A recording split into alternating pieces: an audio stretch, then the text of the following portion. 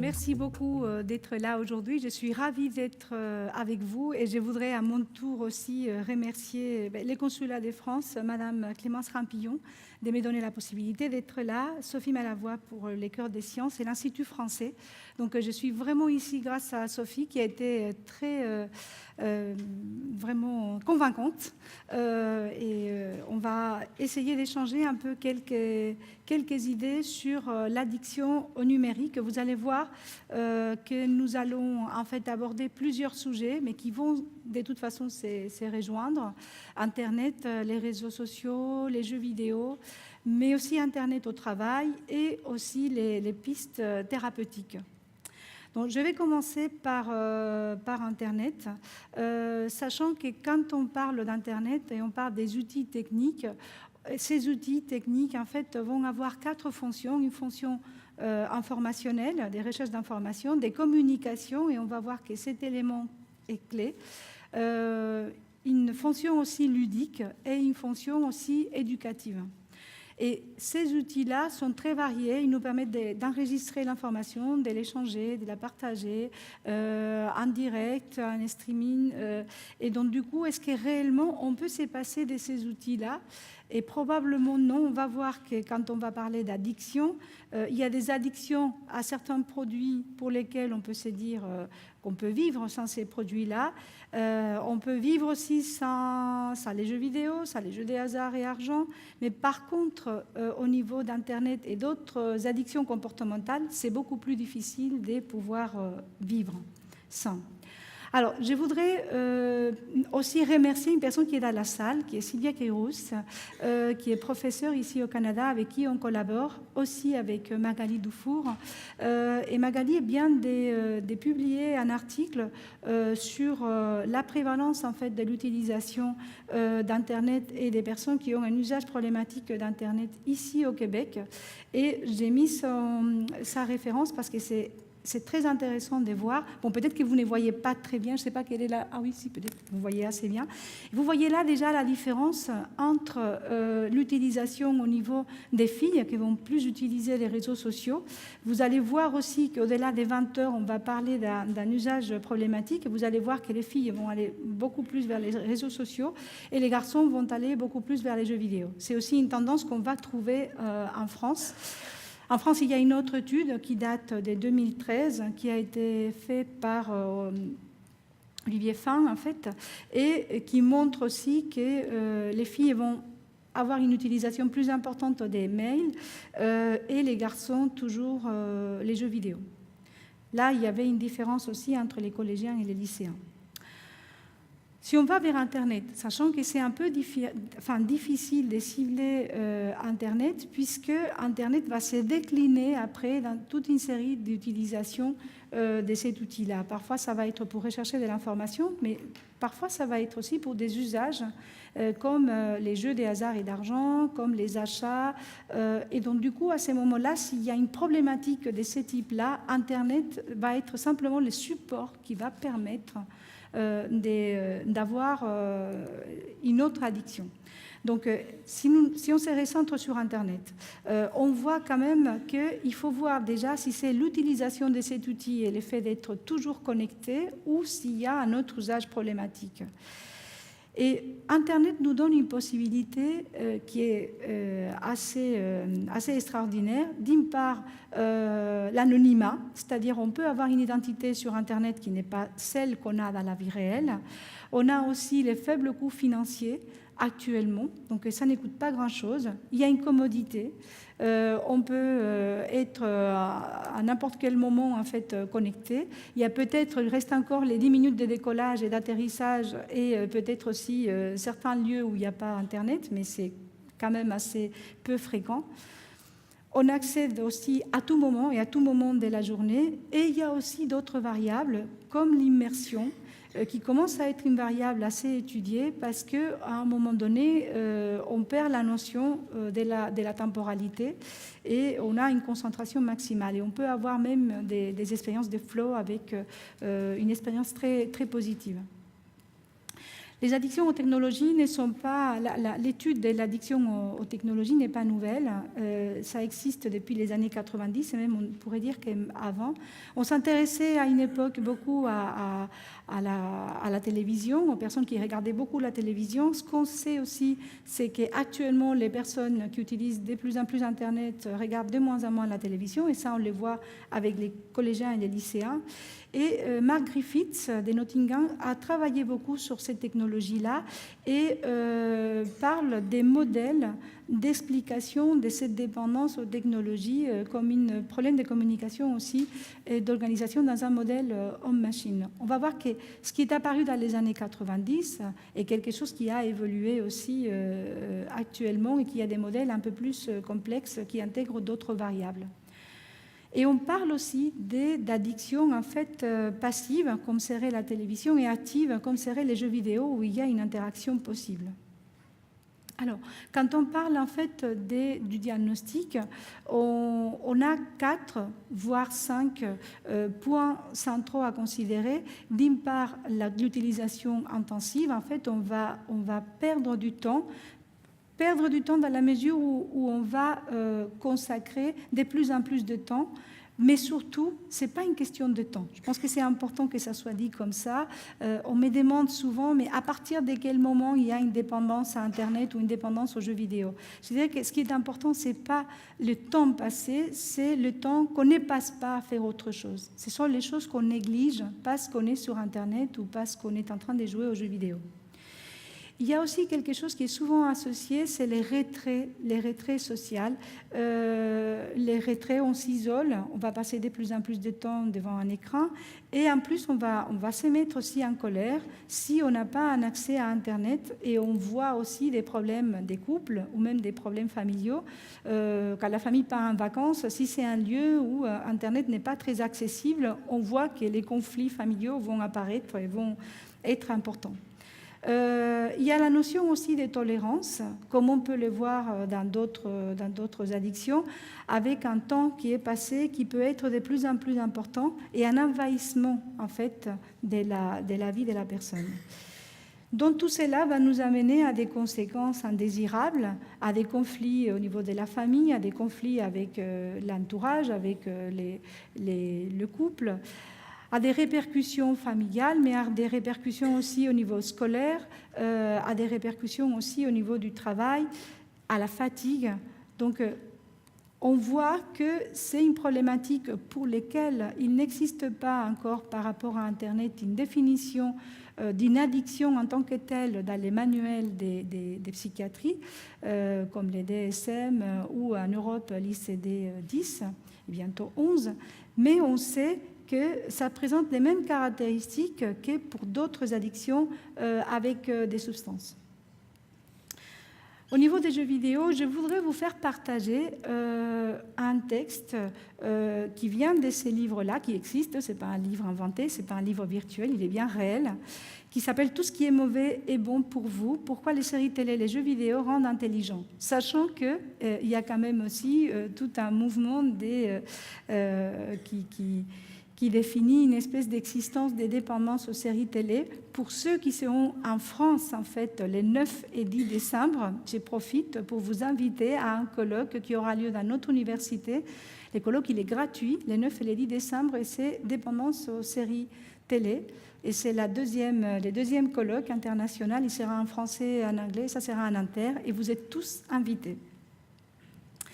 Accompagner la lecture en fait de ces textes-là, il y a 5 diapos. J'aimerais bien que vous les lisiez un peu avec moi. Lire des livres réduit de façon significative les stimulations sensorielles. On part du principe, c'est ça que j'ai oublié de vous dire, que là on est dans un monde où les jeux vidéo existent et qu'il y a les livres qui vont arriver, d'accord ? Ne perdez pas ça de vue. Donc on est dans une civilisation où les jeux vidéo ont la suprématie. Donc, les jeux ont une longue tradition, ils plongent l'enfant dans un monde vivant en 3 dimensions, donc les jeux vidéo. Les mondes, ils peuvent l'explorer, contrôler, donc il y a des opérations musculaires complexes. Les livres n'ont rien d'autre à offrir qu'une page aride où s'alignent des mots et rien que des mots. Tandis que les jeux sollicitent la gamme complète des réactions sensorielles et motrices, seule une partie du cerveau est activée dans les processus de langage écrit. Les livres poussent à un isolement tragique. Voici de nombreuses années que les jeux offrent aux jeunes la possibilité de s'investir dans les relations complexes avec autrui. Ensemble, ils bâtissent et explorent le monde. Les livres, au contraire, séquestrent le garçon ou la fille dans un espace calme et le coupent de toute interaction avec les autres enfants. Les bibliothèques créées ces derniers temps pour faciliter la lecture offrent des visions de cauchemars. On y voit des dizaines de bambins ordinairement pleins de vie et socialement actifs, assis dans des cabinets individuels, en train de lire, en silence, indifférents à leurs semblables. Nombre d'enfants apprécient les livres et sans doute certains envolées imaginatives procurées par la lecture possèdent-elles quelques mérites en matière d'évasion. Mais pour une fraction importante de la population, les livres sont discriminatoires. Ces dernières années, à cause de l'enthousiasme pour la lecture, on a stigmatisé 10 millions d'Américains, mais on peut parler aussi des autres pays, souffrant de dyslexie, maladie qui n'existait pas auparavant. Mais la propriété la plus dangereuse de ces livres peut être le fait qu'ils suivent un schéma linéaire déjà tracé. Vous ne pouvez en aucune façon exercer la moindre influence sur la narration. Tout ce que vous avez à faire est rester assis. L'histoire, on se charge de vous la raconter. Ceux d'entre nous qui ont été élevés dans la narration interactive risquent de trouver l'expérience stupéfiante. Et j'ai fini. Qui voudrait s'embarquer dans une aventure entièrement chorégraphiée par quelqu'un d'autre ? La génération actuelle, voilà qui a toutes les chances d'instiller à nos enfants une mentalité passive. Ils vont se sentir impuissants à ne jamais rien changer des circonstances de leur vie. Lire n'est pas une démarche active et participative, c'est une démarche de soumission. Alors, c'est quand même un texte qui fait très souvent réagir les salles. Je l'ai utilisé quand même souvent quand j'étais invitée à des réunions des parents. Parce que finalement, un jour, je l'ai trouvé, j'avais des ados que je voyais en consultation qui me disaient « mais ma mère, elle m'amène ici, mais finalement, si je m'enfermais dans ma chambre et que je lisais 40 livres par semaine, je suis sûre qu'elle ne m'aurait pas amené à l'hôpital pour vous voir. » Donc, c'est vrai que tout changement va provoquer une réaction des chamboulements et après d'adaptation. Donc, l'arrivée des jeux vidéo procure ça. Là, je vous ai mis quelques jeux vidéo. Je vous demanderai après de me dire quels sont ceux que vous connaissez déjà. C'est les 4 les plus utilisés actuellement. Au niveau d'usage des jeux vidéo, on peut considérer qu'il y a 4 usages. Un usage occasionnel, quelqu'un qui va jouer un peu mais qui a toute la maîtrise sur la situation. Un usage régulier, c'est-à-dire on joue, mais on peut s'arrêter sans aucune difficulté. Et je dirais que c'est vraiment le cas de la plupart des joueurs de jeux vidéo. Il y a 2 cas où on va parler d'un usage abusif, où la personne parfois va avoir un comportement très important des jeux, mais ça ne va pas être en continu. Et après, un usage addictif, où on peut s'approcher de ce qu'on appelle une dépendance, où la personne va jouer régulièrement, tous les jours, et sans pouvoir s'arrêter. Là, je vous fais quand même un peu part d'un modèle pour lequel il y a des controverses actuellement, qui serait l'évolution de quelqu'un qui commencerait par un type de problématique qui pourrait être, s'il regarde beaucoup la télévision quand il est enfant, une espèce de dépendance à la télévision, donc une dépendance passive. Après, au fur et à mesure qu'il avance, peut commencer à jouer aux jeux vidéo et avoir une participation beaucoup plus active où on recherche une récompense psychologique. Après, aller vers une participation à des jeux qui seraient plutôt proches des jeux des hasards et d'argent, avec une problématique chez les adultes, en fait, qui serait une problématique des gambling, donc des jeux des hasards et d'argent, qui n'est pas la même chose. C'est un modèle, tout le monde n'est pas d'accord. Il y a effectivement deux populations qui ne sont pas tout à fait les mêmes, mais ce qu'il faut savoir, c'est que quand un jeune commence à jouer aux jeux vidéo, il commence à se sentir à l'aise avec un clavier, avec un écran, avec des stimulations, et à un moment donné, il peut se dire que finalement, être aussi devant un clavier et un écran, et jouer au poker, de toute façon, s'il est fort pour les jeux vidéo, il pourrait l'être aussi pour d'autres types de jeux. Et sur cela, il n'y a pas de consensus et il nous faut des études longitudinales qui vont suivre des joueurs dès l'enfance jusqu'à l'adolescence et l'âge adulte. Donc l'addiction aux jeux vidéo et l'addiction aux jeux des hasards et d'argent, certes, sont un domaine des polémiques, d'autant plus que, bon, dans un cas, il s'agit d'accumuler des points, dans un autre cas, d'accumuler de l'argent, qu'il y a des différences, en fait. Certes, dans les jeux des hasards et d'argent, c'est la chance, c'est les habiletés dans les jeux vidéo. Les lieux pour jouer ne sont pas les mêmes, et surtout, un joueur de jeux vidéo ne joue pas pour ses réfères. Ceci dit, c'est quand même aussi assez... actuellement, on voit de plus en plus des jeux des hasards et d'argent qui vont s'entremêler des jeux vidéo. Je vous raconte une anecdote. Il y a 4 ans, mon fils était il jouait à Dofus à cette époque-là. Là, c'est LOL. Et du coup, il achetait une revue avec une carte, Dofus Mag. Sans faire la publicité, la revue a disparu. Et donc, du coup, avec cette carte, il tapait un numéro et il pouvait gagner. Donc il y avait une machine à sous, hein, sauf que c'était juste des dessins avec lesquels il pouvait gagner des objets pour continuer à jouer. Donc il appuyait sur les claviers et la machine à sous se mettait en marche. Et s'il y avait les 3 dessins, il gagnait un objet et c'était en fonction des dessins.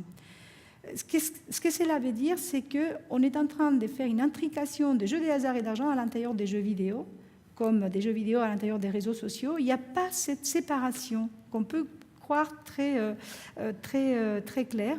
Donc du coup, si on banalise que pour un enfant de 8 ans, les machines à sous, c'est banal, c'est simple et c'est pas grave, eh bien on ne sait pas ce que ça peut donner par la suite. Ce qu'on sait, c'est que les jeux de hasard et d'argent sont en train de rentrer dans les jeux vidéo. Ils ne connaissaient pas très bien ce que ça peut donner comme résultat. Alors, il y a aussi comment est-ce qu'on décrit une dépendance, parce que c'est assez compliqué. On va être préoccupé par les jeux, par Internet. On va passer de plus en plus de temps sur Internet. On va avoir du mal à se déconnecter. On va perdre les contrôles.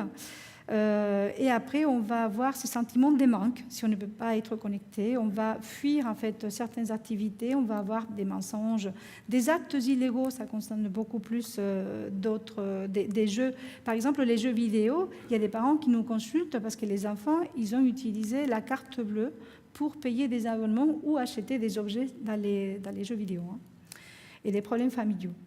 Mais je ne suis pas là pour banaliser les jeux, pour diaboliser les jeux vidéo, ni pour les banaliser. Il y a une partie de la population qui présente un usage problématique des jeux vidéo et un usage problématique d'Internet.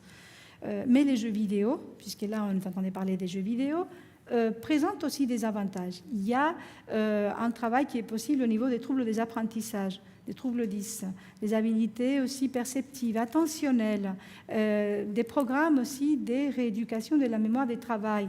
Et il y a aussi tout ce qui est du domaine de la socialisation, parce qu'on va jouer souvent en équipe. Il y a aussi on peut travailler aussi sur des avatars d'un certain type de troubles. Et on l'utilise aussi dans des programmes de santé, dans des programmes de prévention, des conduites addictives ou autres. Donc il y a beaucoup d'effets positifs au niveau des jeux vidéo, mais il y a aussi des effets négatifs.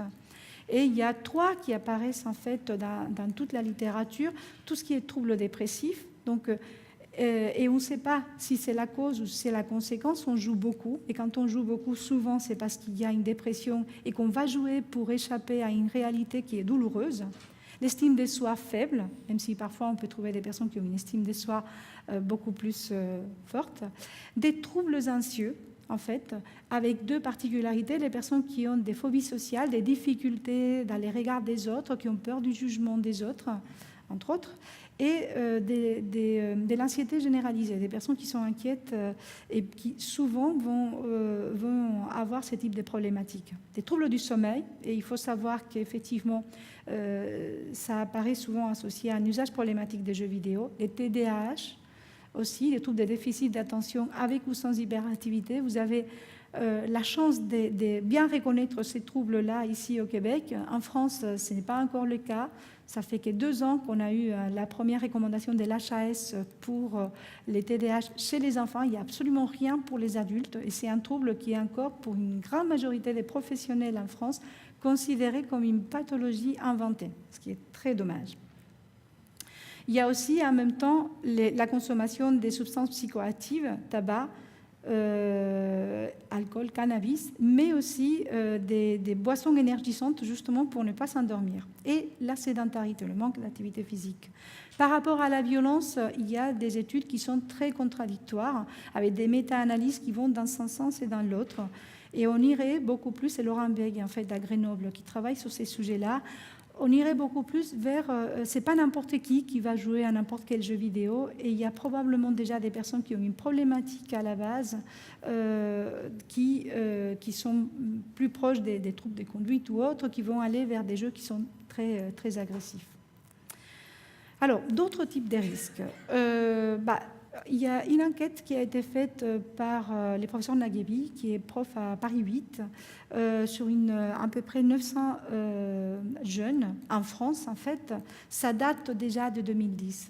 Mais en fait, il avait estimé le temps que ces jeunes-là passaient devant les écrans à l'école et à discuter sur des sujets sérieux en famille. En fait, regardez, c'est stupéfiant, 50 heures par an pour discuter des thèmes sérieux, 850 heures à l'école et 1500 heures devant les écrans. Et ça date d'il y a 6 ans. Donc on peut imaginer que l'écart a pu encore s'est creusé.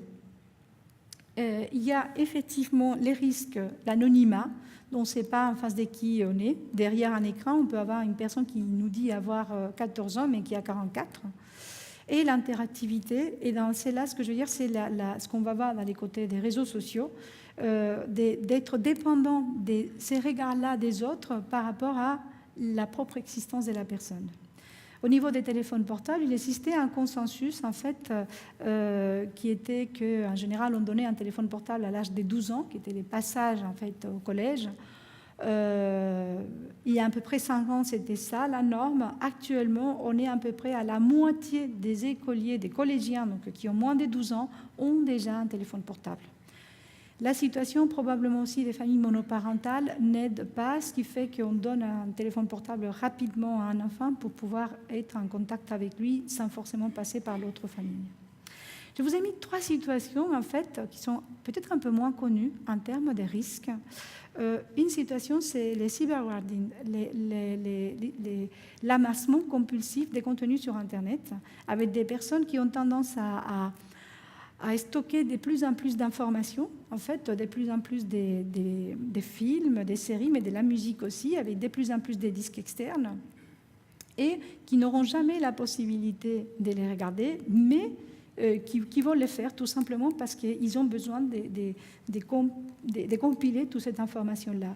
J'ai eu des cas, en fait, des patients qui se sont fait arrêter, en fait, par la police, parce que dans les téléchargements des films, il y avait aussi des images pédopornographiques. Donc, voilà, on avait dit les risques. Il y a des risques même qu'on n'imagine pas en téléchargeant parfois des contenus qu'en principe, on n'avait pas envie de télécharger. Les cyberglanders, je pense qu'on fait tous partie un peu de cette catégorie-là. À un moment donné, on s'aimait sur Internet, on veut réserver un billet de train. Mais après, on va sur un site, et de ce site à un autre, et après à un autre. Et à un moment donné, on se rend compte qu'on a passé 3 heures et qu'on a perdu en fait la notion du temps. Donc on va papillonner, c'est vraiment les principes des papillonnés. Et les cyberchondriaques, en fait, ces personnes-là, dont il y aurait 2 catégories, ceux qui veulent vérifier toutes les informations qu'un médecin leur a données, et donc du coup ils vont aller sur plein de forums et des sites d'information, et l'inverse, ceux qui ont très peur d'aller voir un médecin et qui vont se renseigner sur Internet, mais qui ne vont pas surtout aller voir un médecin. Ils vont se renseigner sur Internet de tout ce qu'il faut faire. Donc voilà. Et il y a d'autres catégories, et je vous ai mis ces 3-là, parce que ça n'arrive pas qu'aux autres, en fait. On fait partie toujours d'une catégorie. Un risque bien réel et qui gangrène un peu nos jeunes actuellement, c'est les cyberharcèlements. On avait fait en fait une étude en France et on avait quand même, déjà l'étude en 2011 prouvait qu'il y avait un pourcentage très élevé d'adolescents qui se sentaient en situation de cyberharcèlement. Et nous, on avait fait en fait sur des lycéens une petite étude et on avait un pourcentage très, très important, 35%, qui se disaient, en fait c'était une auto-affirmation des personnes qui se disaient victimes des cyberharcèlements. En général, les profils qu'on trouvait chez ces personnes-là, c'était un profil des phobies sociales, comme on a dit tout à l'heure, et d'alexithymie. L'alexithymie, c'est une difficulté pour les personnes de se rendre compte des émotions qu'elles ressentent et de détecter aussi les émotions chez l'autre et donc de répondre de façon adaptée à ces émotions-là. Qu'est-ce qui est important, en fait, de comprendre dans toutes ces dépendances-là, que ce soit Internet, jeux vidéo, c'est les motivations. Qu'est-ce qui pousse quelqu'un à jouer, par exemple? Est-ce que c'est le loisir? Est-ce que c'est se divertir? Ou est-ce que c'est sortir de l'isolement et être avec d'autres personnes? Est-ce que c'est un besoin de réussite?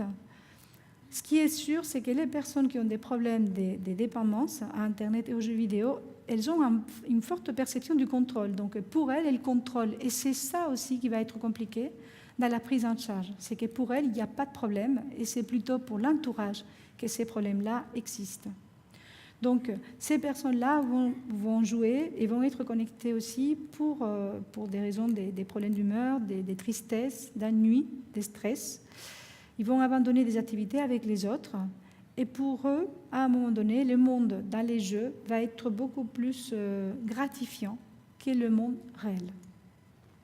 Donc Griffiths, on revient toujours à lui, c'est quand même son monde, avait travaillé beaucoup sur ces motivations-là et on revient à peu près à la même chose. On a l'effet de s'amuser. Il y a des personnes qui vont jouer en famille et je reviens toujours à la même chose. Il y a une minorité des personnes qui ont un problème, mais c'est cette minorité-là que nous, on voit à l'hôpital. Et donc, on ne s'intéresse pas à ceux qui, heureusement, n'ont pas de problèmes. Et en fait, c'est important de voir ces motivations-là parce que c'est à travers les motivations qu'on va pouvoir après savoir quel type de prise en charge on va pouvoir mettre en place. Je vous ai mis un autre modèle aussi de pouvoir évaluer ou en tout cas s'approcher de ce fonctionnement-là addictif, c'est la notion des passions, en fait, des passions harmonieuses.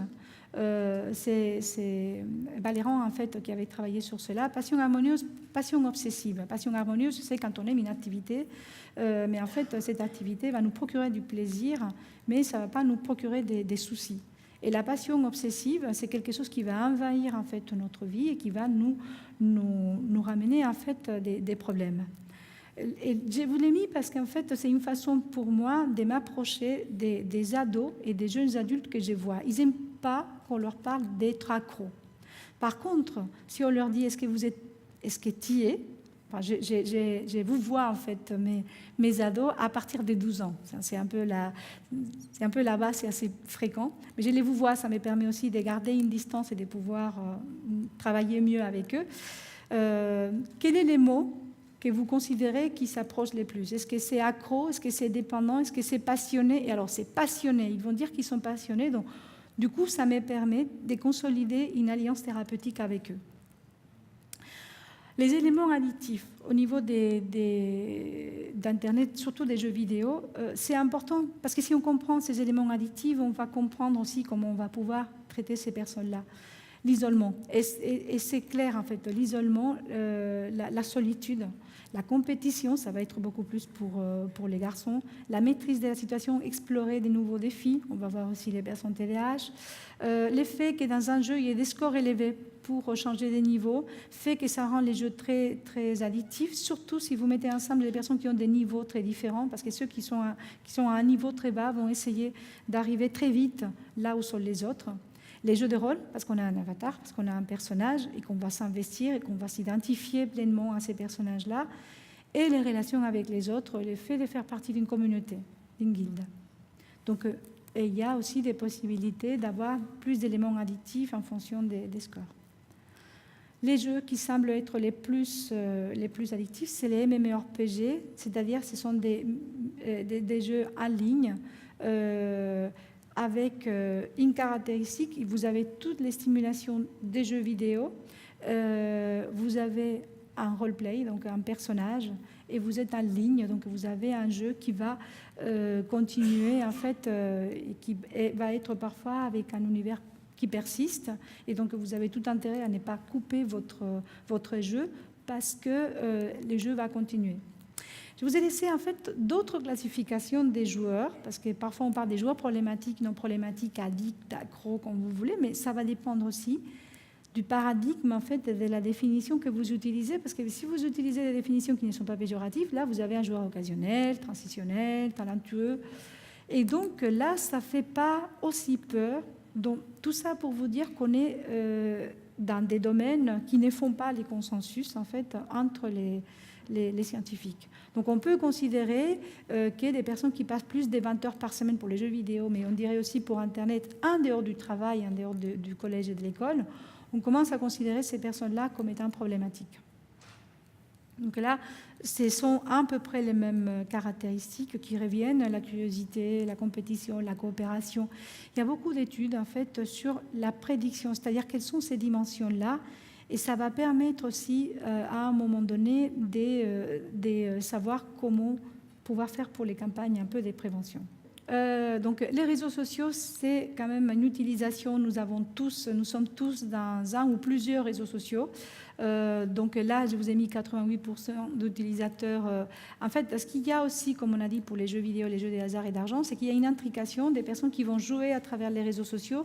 C'est pour ça que faire la différence entre est-ce qu'on est addict à un réseau social ou à un jeu vidéo, c'est un peu compliqué à un moment donné, parce qu'à un moment donné, on finit par tout faire.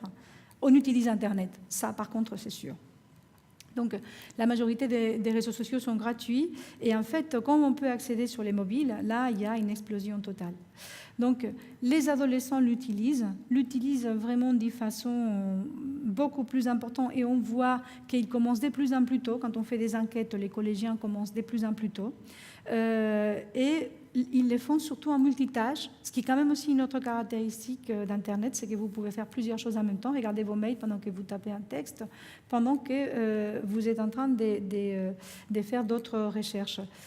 Mais les motivations aussi sont différentes entre les hommes et les femmes. Donc les femmes, ça va être pour rechercher de l'information, pour se comparer aussi, pour avoir des astuces et des informations, et les hommes plus pour trouver des amis et pour rester en contact avec des amis. Sur cela, il y a aussi des désaccords. On rencontre aussi des dangers, l'exposition, les contenus que vous laissez sur les réseaux sociaux. Les personnes, surtout les jeunes, laissent parfois des photos et laissent parfois des contenus dont ils n'imaginent pas que des années après, ces contenus peuvent rester et qui est accessible à des personnes qui auront peut-être pas forcément intérêt à trouver cela. Il y a aussi la question de l'influence vis-à-vis des autres, c'est-à-dire si je dépends beaucoup des réseaux sociaux, à un moment donné, ce qui peut se passer sur ces réseaux-là peut être déterminant pour que je me sente à l'aise ou mal à l'aise. Et on revient au cyberbullying et à la facilité qu'on peut avoir de créer une réputation néfaste à quelqu'un. Il y a énormément d'études sur les réseaux sociaux comme sur les téléphones portables avec des échelles d'évaluation, avec des comorbidités associées. Si on veut vraiment faire quelque chose de résumé, il y en a 3 qui apparaissent. La dépression, l'anxiété, une faible estime de soi. Et après, dans une moindre mesure, une impulsivité importante parce que souvent, ces contenus-là, on va les penser, on ne va pas anticiper, on ne va même pas penser et on les met. Et après, on regrette, mais on est déjà un peu passé à cela. Nous avons fait une petite recherche en fait en Île-de-France, donc c'est pas du tout représentatif de la France en fait. Et on avait des adolescents en fait, c'était des mineurs. Et on avait passé toute une série de questionnaires. Je ne vais pas vous assommer au niveau des questionnaires, mais on avait tout regardé, l'impulsivité, la dépression, l'anxiété et toutes les consommations. Et en fait, pour résumer et qu'on passe à autre chose, ce qu'on avait vu, c'est qu'il y avait des corrélations quand même importantes entre l'usage problématique des réseaux sociaux et la consommation des tabacs, alcool, cannabis et toutes les dimensions en fait de l'impulsivité. Les filles utilisent plus les réseaux sociaux que les garçons et elles ne passent pas plus de temps. Elles l'utilisent plus, mais elles ne passent pas plus de temps. Par contre, ce qu'on a constaté, c'est que si l'âge légal pour l'inscription était les 13 ans, il y avait quand même un tiers qui s'inscrivait bien avant l'âge des 13 ans. Et là, ça date déjà. Donc, et probablement qu'on est passé à la moitié qui s'inscrivent avant l'âge des 13 ans avec des identités qui sont fausses. Et souvent, ce sont les parents qui ont facilité cela. Au niveau des téléphones portables, on est en train de ratisser très large. Téléphone portable, c'est une étude qui a été faite en 2014 et on a 42% des personnes qui se sentent accros au téléphone portable. Cette sensation de se sentir dépendant au téléphone portable est beaucoup plus importante quand c'est un smartphone. Et d'ailleurs, j'ai des patients en fait en consultation qui reviennent sur des téléphones très basiques pour justement s'auto-contrôler, un peu comme un joueur des jeux de hasard et d'argent peut s'auto-interdire des casinos. Ceci dit, ce n'est pas simple de trouver ce type de téléphone dans les boutiques de téléphonie mobile. La fréquence à laquelle on va regarder les téléphones portables, on a plus de 15% des personnes qui vont les regarder plusieurs fois dans une heure. Donc peut-être que vous êtes là dans la salle et vous êtes déjà en train de regarder votre téléphone depuis le début plusieurs fois.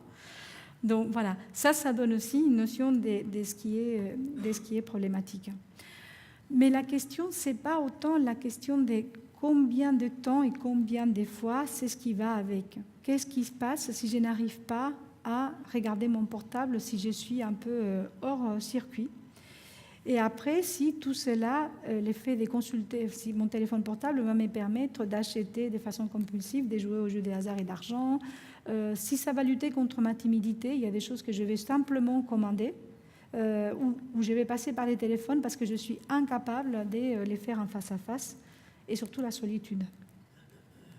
J'ai fait une partie au niveau du travail. Quand on m'avait contacté, on m'avait dit peut-être que ça serait bien qu'on parle aussi de ce qui se passe au travail quand on est quand on est connecté en permanence. Il y a des personnes qui sont connectées au travail et surtout en dehors du travail, sachant qu'il y a des études qui prouvent que les présentéismes, c'est-à-dire ces personnes-là qui arrivent au travail très tôt le matin et qui sont les dernières à partir, ne sont pas forcément les personnes les plus efficaces. Elles croient qu'elles sont très efficaces, mais elles ne le sont pas. Et de toute façon, en fait, ces personnes-là vont être amenées parfois à avoir un burn-out. Donc, Internet va favoriser qu'on reste connecté au travail assez souvent, qu'on reste même pendant les vacances, même pendant les week-ends, même pendant la nuit. Et il est important de reconnaître les premiers symptômes.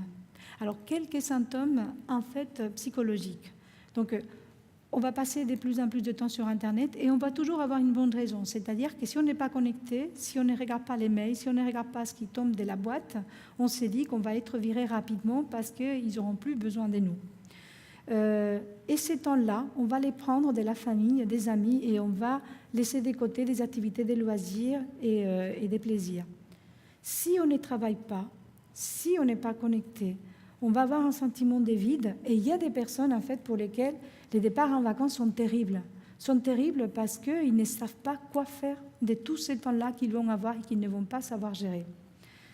On va parfois mentir à la famille en disant « j'attends des mails » ou « je dois me connecter, je dois travailler », mais parfois c'est une perception qu'on a, ce n'est pas forcément la réalité. Je ne dis pas qu'il n'y a pas des boîtes qui ne jouent pas aussi avec le fait de rester un peu ambigu, parce qu'il n'y a pas beaucoup d'études sur les sujets et qu'il y a probablement beaucoup plus de chartes éthiques qui devraient être signées par les boîtes, mais parfois c'est beaucoup plus les perceptions que les personnes peuvent avoir. Et de toute façon, plus on reste connecté et moins on fait des pauses, je dirais que c'est comme les études. Il faut faire des pauses.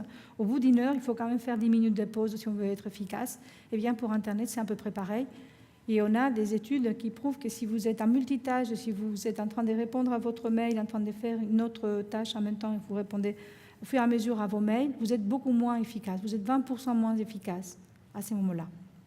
Mais il y a aussi des symptômes physiologiques ou physiques, donc des syndromes au niveau des mains, au niveau des sécheresses, des jeux, des maux des têtes, des maux des ventres. Et parfois même des personnes qui peuvent passer qui peuvent ne pas prendre soin d'elles-mêmes. La négligence au niveau de l'hygiène, ce n'est pas forcément une personne qui ne va pas prendre sa douche, mais ce sont des personnes qui ne vont pas consulter des médecins tout simplement parce qu'ils considèrent qu'il faut qu'ils soient au travail tout le temps. Donc, il faudra que sur le plan du travail, on travaille sur les stress, parce que souvent, ces technologies-là vont être pour les technophobes, en fait, une source de stress. Et après, on a aussi, de l'autre côté, ceux qui ne peuvent pas se passer, mais il y a aussi ceux qui détestent ces technologies et qui vont avoir du mal à s'adapter. Le burn-out, les technologies en excès peuvent amener à un burn-out qui va être un processus qui après sera très long à surmonter. La procrastination, plus j'ai des mails à un moment donné à répondre, plus je vais avoir du mal à répondre. Et donc à un moment donné, je veux exploser et finalement on voit des personnes qui ne savent pas comment gérer ces surcoûts des procrastinations. Avec des schémas dysfonctionnels qu'on voit qui sont très élevés par rapport à soi-même, par rapport au perfectionnisme et par rapport aux autres. Et du coup, souvent, c'est ces comportements-là, ces dimensions additives qu'on voit par rapport à Internet, on va les voir par rapport au travail. Et du coup, si je suis addict au travail, je vais avoir un niveau d'exigence très élevé pour moi, mais aussi pour les autres. Du coup, je ne vais pas renforcer mes équipes. Et du coup, je peux m'isoler très vite dans mon travail. Quelques conseils, limiter les temps en fait en dehors du travail par Internet, c'est donner des tranches horaires à lesquelles on répondra aux mails, mais pas au-delà. Et pendant les vacances aussi, peut-être avoir un moment, j'ai des personnes qui me disent, j'ai pris la décision de répondre tous les jours 1 heure, je répondrai à mes mails pendant les vacances, mais pas plus d'1 heure. Eh bien, c'est une décision. Après, il n'y a pas, c'est comme dans les tests projectifs, il n'y a pas de bonnes et de mauvaises réponses. Ce qui est utile, ce qui vous sert, vous, chaque personne en particulier. Pas de réponse aux mails un week-end si ce n'est pas absolument nécessaire. Et c'est cette notion-là des absolument nécessaires sur lesquelles il y a une ambiguïté pour certaines personnes. La charte d'utilisation des mails, qui dans les boîtes est très ambiguë, pas très claire, voire inexistante. L'effet d'avoir aussi un co-thérapeute, quelqu'un qui puisse dire à un moment donné, dis-moi quand j'ai des raps, donc parce que ce sont des troubles qui sont égocentriques, en fait. La personne ne se rend pas compte qu'elle a ces troubles-là. Donc, il faudra que quelqu'un de l'extérieur puisse lui renvoyer un peu un miroir que, voilà, ça fait 2 week-ends qu'il n'y a pas de sorties, qu'on va nulle part et qu'il faudra peut-être que ça change. Les horloges, comme on fait pour les jeux vidéo, le fait d'avoir en fait un stimuli qui dit, voilà, à un moment donné, il y a une alarme qui va apparaître et là, c'est la fin. Et surtout, une activité pour soi. C'est vraiment quelque chose que j'utilise souvent avec mes patients, c'est le fait de dire, à partir de maintenant, tous les jours, vous allez penser, quand vous vous levez les matins, la première chose à faire, c'est penser à une activité que vous allez faire pour vous, vous allez vous faire plaisir pendant 10 minutes ou un quart d'heure, ou peut-être plus, c'est le minimum, avec ce que vous voulez. Et je ne donne pas d'idée, la personne va trouver quelque chose qui lui fera plaisir. C'est sûr que si c'est une personne bulimique, on va essayer d'éviter qu'elle se prenne quelques gâteaux en fait, à la boulangerie. Mais ça va être des choses très différentes. Ça peut être marcher, ça peut être aussi s'acheter quelque chose, mais ça peut être aussi se faire un massage tranquillement, écouter la musique fort. Peu importe. La personne, elle va penser à elle dès le début de la journée. Et quand elle vient en consultation, la première chose que je demande, c'est qu'est-ce qui s'est passé? C'est la personne qui doit me raconter ces 10 minutes par jour depuis la dernière fois qu'on s'est vu. Donc finalement, les traitements de ce type de problématiques n'est pas forcément un traitement médicamenteux, c'est un traitement de changement de style de vie en fait, de reconnaître quelles sont les priorités, de s'accorder des pauses, d'apprendre à vivre l'instant présent, d'avoir un plan d'urgence quand on commence à voir que ça dérape et que pendant 3 jours de suite, on n'a pas regardé la télé ni écouté la musique, on n'a fait que travailler ou on n'a fait qu'être connecté. Des techniques de respiration, des techniques de relaxation, des techniques de méditation. C'est vraiment très à la mode, en fait, en tout cas en France. Et je pense qu'il y a probablement des choses à faire parce que dans la méditation, à différence de la relaxation, vous n'avez pas une consigne. Vous faites simplement, vous visitez vos émotions, vous visitez vos sensations corporelles, mais vous ne vous donnez pas la consigne de ralentir un rythme respiratoire ou autre. Donc ça marche plus avec ces personnes-là. Et faire de l'activité physique. Je travaille beaucoup avec Laurence Kern, qui est une personne qui est spécialiste de la dépendance à l'exercice physique, mais pas que, et de l'activité physique adaptée. Et c'est vrai que j'ai découvert des choses sur l'activité physique que je méconnaissais. Il y a énormément de littérature. Et quand j'ai commencé à l'appliquer à mes patients, je me suis rendu compte que ça aide beaucoup aussi nos patients. Et pour les burn-out, il y a aussi des conseils bien séparer la vie privée de la vie professionnelle, souvent de demander aux personnes d'avoir 2 agendas et de ne pas mélanger les agendas, reconnaître ce qui est le travail accompli, s'auto-renforcer en fait, se fixer des objectifs réalistes, faire des pauses et assurer un soutien social. Tout ça peut prévenir aussi l'agressivité. Donc il y a beaucoup d'habilités sociales aussi à faire. Et à apprendre quelque chose qu'on a du mal à faire, c'est la bienveillance envers soi-même. Souvent, cette bienveillance est beaucoup plus facile à mettre en place pour les autres que pour soi-même. On est les juges les plus sévères pour nous-mêmes. Et il y a aussi des conseils sur l'hygiène de vie, respecter les sommeils, l'alimentation, les temps pour soi. Et les psychothérapies et les associations, en fait, je ne sais pas si vous travaillez beaucoup avec des associations. En France, on a encore du mal, les personnes ont encore du mal à travailler avec des associations en fonction des problématiques qu'ils peuvent avoir, comme la dépression ou comme l'anxiété. Il y a des associations des malades qui existent, ils ont du mal à aller vers ces associations-là. Le plus important, c'est d'aller vers quelque chose du positif, ce que la psychologie positive nous apprend, des capacités d'adaptation et apprendre à utiliser la technique des résolutions des problèmes. Je vous en parlerai si on a plus le temps par la suite. Mais si vous regardez tout ça, développer des relations positives avec autrui, donc tout ce qui est habilité sociale, ce sont des choses qu'on peut apprendre dès l'école. Donc on peut apprendre nos enfants comme ça quand on sera un peu plus âgé, on aura déjà appris cela. Les enfants, quand ils sont en école élémentaire et au lycée, ils ne connaissent même pas parfois les 7 émotions de base, en fait. Avoir des objectifs, c'est parler des émotions négatives, apprendre à parler des émotions positives et négatives, à parler tout simplement des émotions. Vous faites déjà des programmes en fait avec de la mindfulness en fait dans les écoles. Pour nous, quand on essaye d'inclure la mindfulness dans les écoles, la réponse qu'on a de l'éducation nationale, pas de l'éducation nationale, des classes, je ne parle pas de l'institution qui parfois est partante, et on va perdre du temps. Donc passer 5 ou 10 minutes à faire de la pleine conscience est considéré comme perdre du temps. Ce n'est pas perdre du temps, c'est gagner du temps, mais les gagner autrement que par des apprentissages actifs. Et après, utiliser d'autres dimensions comme les pardons, la compassion, en fait, tout ce qui est de l'ordre de la psychologie positive. Et développer cela, développer ces vertus-là, ces forces de caractère, vous l'appelez comme vous voulez. Martin Seligman travaille beaucoup sur cela, il y a des beaux livres.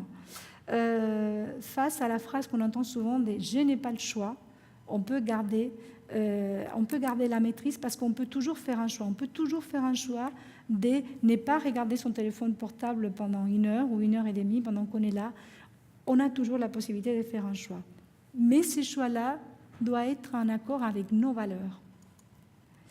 Alors cette partie-là d'addiction, d'évaluation, alors c'est pour vous dire que même si on est dans des problématiques où on est dans des controverses, il y a des personnes pour lesquelles ça existe, d'autres pour lesquelles ça n'existe pas, il y a des échelles qui existent pour l'évaluation de la dépendance à Facebook, de la dépendance aux réseaux sociaux en général, de la dépendance au téléphone portable. Toutes ces échelles-là existent, elles se ressemblent beaucoup, les questions sont assez proches.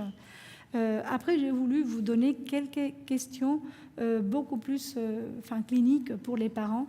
Regardez, avec ces questions-là, il y en a 6. Si l'enfant joue pendant de longues périodes, s'il joue pour s'exciter, sinon il s'ennuie, s'il est irritable, s'il ne peut pas jouer, s'il a sacrifié des activités autres, des loisirs pour jouer, s'il joue avant de faire ses devoirs, s'il essaye de réduire les temps de jeu mais qu'il n'arrive pas, ou s'il joue presque tous les jours, si vous avez 4 réponses positives, vous avez probablement un enfant qui a besoin d'approfondir sur sa problématique. On ne peut pas dire avec une échelle que quelqu'un est addict ou pas, mais on peut dire que probablement il y a un problème. Donc, je n'aime pas trop donner des signes sur les nombres d'heures sur les jeux ou sur Internet ou autre, mais c'est vrai qu'en général, on a un consensus en disant que ça doit toujours être fait après les devoirs. Je parle des jeunes. 2 heures par jour, ça dépend. Mais en général, un peu plus les week-ends, ça peut être les doubles les week-ends, mais si à condition de tout ça, il n'y a pas d'autres choses qui sont sacrifiées. Les systèmes de contrôle parental existent. Eh bien, les contrôles parentaux, plus de 50% des parents ne savent pas l'utiliser, et si les parents savent l'utiliser, les enfants savent encore mieux l'utiliser. Donc, complètement inefficace. Les fenêtres des dialogues, ça, il faudra quand même que les opérateurs des jeux vidéo puissent avoir aussi des consignes, comme pour les jeux de hasard et d'argent, d'imposer des pauses, d'imposer des messages. Ça fait 3 heures que vous jouez, vous n'avez pas fait des pauses, vous faites une pause, voire comme une expérience qui avait été faite aux États-Unis en 2007. Si quelqu'un ne faisait pas une pause, au bout de 3 heures de jeu, elle perdait la moitié des points de vie. Et au bout de 5 heures, elle perdait la totalité des points de vie. Eh bien, ça a été radical. C'est comme les radars dans la sécurité routière. Ce qui est punitif, ça marche très bien. C'est dommage que ça soit obligé, que ça soit punitif. Donc, en fait, informer sur le temps, et conseiller aussi par des personnes qui sont hors les jeux de faire des pauses, et les paramétrages aussi des jeux pour qu'ils puissent... Mais bon, la question aussi, c'est que les jeux en ligne, c'est assez compliqué de pouvoir faire cela. Je vous ai mis ça parce qu'on avait, moi j'ai participé en fait il y a déjà quelques années sur un jeu qui existe sur Internet, donc vous pouvez accéder gratuitement, et c'était pour les jeunes de 12 à 17 ans sur les risques en fait des réseaux sociaux, des téléphones portables, des mises des photos. Ça s'appelle 2025 Ex Machina, donc quelqu'un qui a fait des choses 25 ans avant et qui se retrouve avec ces souvenirs-là après. Je me souviens d'une photo de quelqu'un en faisant des photos sur un chat, et après quelqu'un qui allait, donc 25 ans après, donc quelques années après, il se retrouve en train de postuler pour la SPA. Et donc du coup, ces photos-là refont surface. Donc voilà, je vous les conseille, et je vous conseille surtout que vous les conseillez à des jeunes pour simplement qu'ils les fassent. C'est un serious game, hein. Donc voilà. Les systèmes PEGI. Alors, j'ai mis, est-ce que c'est adapté? Parfois pas, parce qu'on a des jeux qui sont conseillés au moins des 18 ans, quand en fait, des films sont conseillés au-delà des 12 ans. Enfin, il y a un problème avec les systèmes PEGI, surtout parce que les personnes ne comprennent pas que la question des PEGI est une question aussi des contenus et pas d'habilité. C'est-à-dire que quand on dit que c'est plus de 3 ans, ça ne veut pas dire qu'un enfant de 3 ans peut jouer, parce qu'on peut lui demander à un moment donné de la lecture. Donc c'est au niveau du contenu, en fait.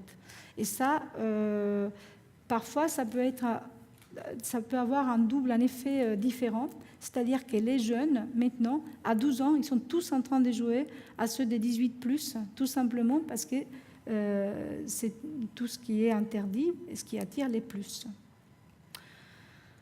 Je finirai par quelques formes de thérapie plus adaptées pour les jeux vidéo, mais qui s'adaptent complètement aussi à Internet.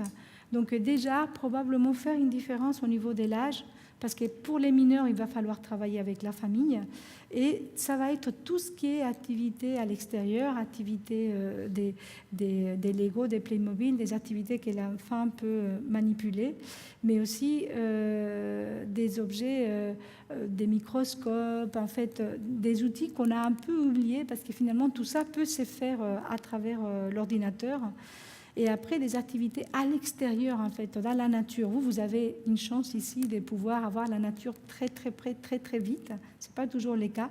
Mais en tout cas, c'est de favoriser, revenir à ces activités-là et savoir et valoriser cela, parce qu'à un moment donné, effectivement, Internet faisait partie des addictions positives. Ce qu'on appelait les addictions positives était Internet, était l'addiction au sport et l'addiction au travail. L'addiction au sport a été un peu entachée par les dopages. L'addiction à Internet, là, tout le monde connaît plus ou moins. Donc, il reste que l'addiction au travail, et encore, on vient de voir que ce n'est pas forcément une addiction positive. Les programmes qui existent sont très comportementaux. Parfois, les programmes sont un peu longs. Donc, je pense qu'il faut beaucoup articuler l'entretien motivationnel Donc, amener ces jeunes-là vers un changement et pas forcément avec des programmes. Il y a des programmes aux États-Unis qui durent 12 mois. Je trouve que c'est très long et que parfois, enclencher un changement, on sait que ce sont des comportements qui sont assez fluctuants chez des jeunes et que parfois, on va avoir une concentration des jeux vidéo pendant l'été. Et dès que septembre arrive, eh bien, on va avoir quand même une réduction qui s'est faite tout seul. Donc, il faut aussi savoir qu'il y a une évolution spontanée parfois de ces troubles-là. Savoir que parfois, il faut aider les parents et qu'il faut déjà une sensibilisation au numérique serait quand même une très bonne chose parce qu'il y a quand même une fracture générationnelle entre l'utilisation de tous ces outils numériques et les enfants. Et donc, du coup, les parents ne sont pas très à l'aise. Ils considèrent que les enfants sont accros. Moi, j'ai eu des ados que les parents m'ont amené à 17 ans et demi en me disant on vous l'amène maintenant parce qu'après, ça ne sera plus possible à 17 ans et demi. Bon. Ou des ados que j'ai eus pour lesquels les parents ils arrivent en disant mais il est complètement accro, c'est pas possible. D'accord, alors qu'est-ce qui se passe? Mais il ne fait que jouer. Il joue à quoi? On ne sait pas, il ne fait que jouer. D'accord, donc déjà on ne sait même pas à quoi il joue. Mais surtout, comment ça se passe à l'école? Non, mais il a des très bonnes notes, mais il ne fait que jouer. D'accord? Est-ce qu'il a des activités extrascolaires? Mais si, mais voilà, oui, il va au conservatoire, il fait un peu des sports, il fait des patinages. D'accord? Alors, où est les problèmes? Finalement, si cette personne-là aime bien jouer aux jeux vidéo, pourquoi il ne serait pas un passionné des jeux vidéo? Il y a des gens aussi qui vont faire la carrière dans les jeux vidéo, et c'est d'ailleurs un atout assez important. Il y a aussi la notion des stades. Il y a ceux qui n'ont pas du tout conscience du problème et ceux qui ont conscience déjà qu'il y a quelque chose qui ne va pas. Donc, il faut s'adapter aussi au stade de la personne. Et il faut une thérapie familiale pour pouvoir travailler. On sait que les thérapies cognitivo-comportementales sont plus efficaces au-delà des 15-17 ans et qu'avant, ce sont les thérapies familiales qui sont plus efficaces, tout simplement parce qu'il y a des normes en fait et un travail à faire au niveau de la famille. Merci beaucoup de votre attention.